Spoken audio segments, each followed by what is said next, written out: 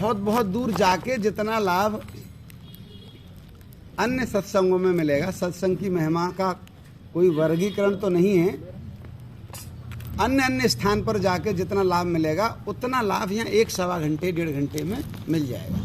उसका कारण ये है कि एक तो ये प्लॉट जो है ये वृंदावन बन गया है अब, है ना। 1.5 साल से अनवरत कीर्तन, ऐसे ऐसे संतों का, ऐसे ऐसे वैष्णवों के यहाँ चरण धूलि पड़ चुकी है कि अपने आप में ये वृंदावन बन गया है। दूसरा, ठाकुर जी साक्षात विराजमान हम करते हैं। तुलसी मैया यहाँ ऐसी खिलखिला रही हैं जैसी कदाचित कुछ ही घरों में होती हैं, है ना। और महाप्रभु जी का सानिध्य रहता है। योगेंद्र प्रभु का सानिध्य ऐसे समझ लो जैसे किसी गृहस्थ संत का, अनुभवी संत का सानिध्य मिल रहा है हमको, है ना। अब आप सबके गले नहीं उतरेगी ये बात, क्योंकि तुम सब में दुकान दिखाई देती है, दुकान भी तो है ना, तो गले नहीं उतरेगी ये बात।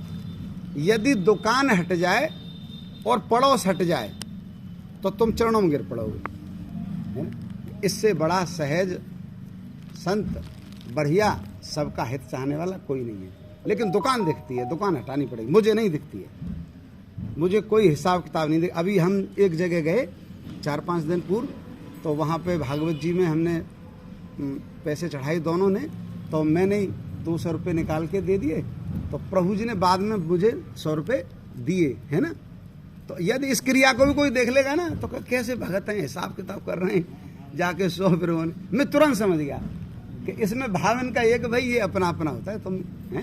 तुमने मुझे दिए थे तो चढ़ा के, यानी मैंने दिए थे तो प्रभु जी ने वापस लौटने में गाड़ी में वो मेरे को वापस जेब में से निकाल के ये मैं समझ गया कि इसलिए दिए जा रहे हैं कि भाई ये अपना अपना है ना।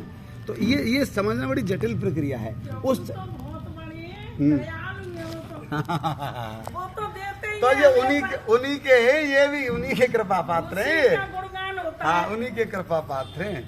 अब भगवान की जो आनंद लीला है, नंद बाबा ने जो लुटाया, नंद बाबा के लुटाने के पीछे राज ये है प्रभु जी कि नंद बाबा जगत को ये दिखाना चाह रहे हैं कि हे भवसागर में दग्ध प्राणी, इस परमात्मा के यहाँ एक अलग तरह की विधा है कि यदि तू इसे कुछ भी कण भर देगा तो उधर से इसके यहाँ से वो मन भर के आता है।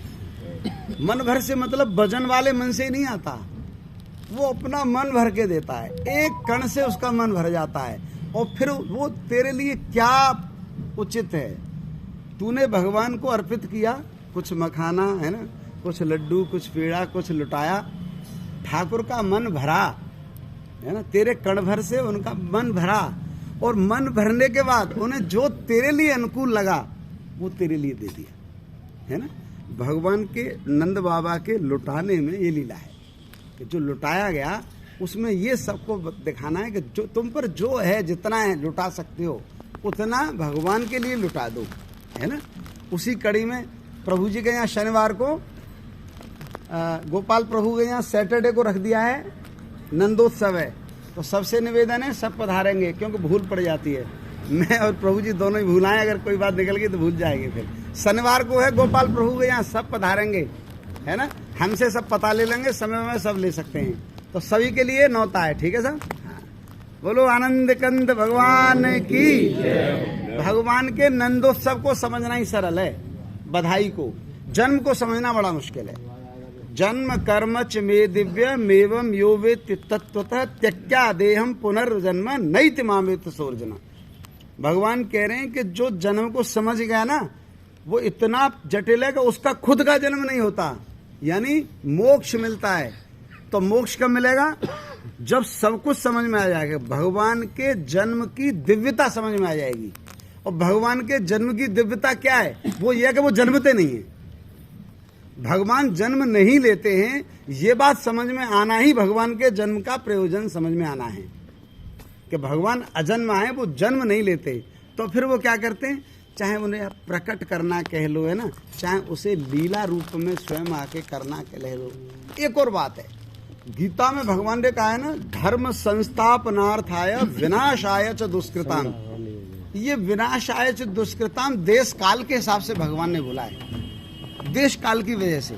वरना भगवान का ये तो बहुत छोटा सा प्रयोजन है, क्योंकि उससे पूर्व भी भगवान दैत्यों और दुष्टों का वध करते चले आ रहे हैं। और भी भेज देंगे भगवान।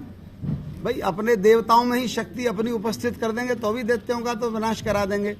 लेकिन भगवान भी जानते हैं कि जिस रसमयी लीला को करने में जा रहा हूं उसे कोई देवगण भी नहीं कर पाएगा। जो प्रेम की लीला भगवान ने, जो वात्सल्य दिखाया, जो भगवान ने बाल लीलाएं जो की 11 वर्ष 56 दिन तक जो लीलाएं की हैं, वो भगवान भी जानते हैं कि मैं किसी भी देवता को अपनी पूरी शक्ति भी दे दूंगा तो भी कोई देवता इनका वहां पर पार्ट प्ले नहीं कर पाएगा। इसलिए ठाकुर स्वयं प्रकट होकर आते हैं। हम जैसे जीवों के लिए यही सब मनवाने के लिए आनंद है ना, मटकी फोड़ना, भगवान की जो लीलाएं हैं, भगवान का जो प्रेम रस है, भगवान का जो आनंद कंद स्वरूप है, इस स्वरूप का पाठ कोई देवता कर ही नहीं सकता। इसीलिए भगवान का प्रकटीकरण होता है। ये भगवान के जन्म कर्म की दिव्यता को समझने का छोटा सा अंश मात्र एक इसका भाग है। ऐसे ही न जाने क्या क्या है। तो भगवान कह रहे हैं जो ये समझ जाएगा अर्जुन, वो फिर नहीं तिमामेत सोर्जुन है, कुछ उसके लिए कुछ मतलब वो मोक्ष पाएगा। लेकिन हमें क्या करना है? हम काय को समझे, काय जन्म है, का है ना, क्या कर्म है, इसकी दिव्यता के चक्कर में हम काय को पढ़े, जब हमें सीधी सीधी व्यवस्था भगवान ने दे रखी। और उनका एक उद्देश्य ये भी था कि सबको सब समझने की आवश्यकता नहीं है। जिसको जो अनुकूल लगे वो वाली लीला ले लो और उसी में आनंद लो, ठीक है नहीं? जिसको जो अनुकूल लगे उसमें से वो वाली मेरी लीला ग्रहण कर लो और उसी में आनंद लो, है ना? आनंद लेना मनुष्य का परम धर्म और एकदम अधिकार इसलिए है कि अंश उसके हैं, है ना? भगवान आनंद कंद के मन से हैं, इसलिए हमारा स्वभाव क्या है, हमारी वृत्ति क्या है? आनंद और सुख की ओर अग्रसर होना। जीव प्रतिपल वहां भागता है, चाहे अनचाहे, जहां आनंद सुख और अनुकूलता मिलती है ना? भरी नींद में किसी शरीर को भयंकर धूप में और आधी छाया में डाल दो, अपने आप शरीर आधी छांव में आ जाएगा बिना होश के। तो शरीर क्या चाहता है? अनुकूलता और सुख, आनंद, क्योंकि स्वभाव है। स्वभाव किससे मिला हुआ है? ब्रह्म से, परमात्मा से, जो आनंद कर रहे हैं। बोलिए आनंद कंद भगवान की।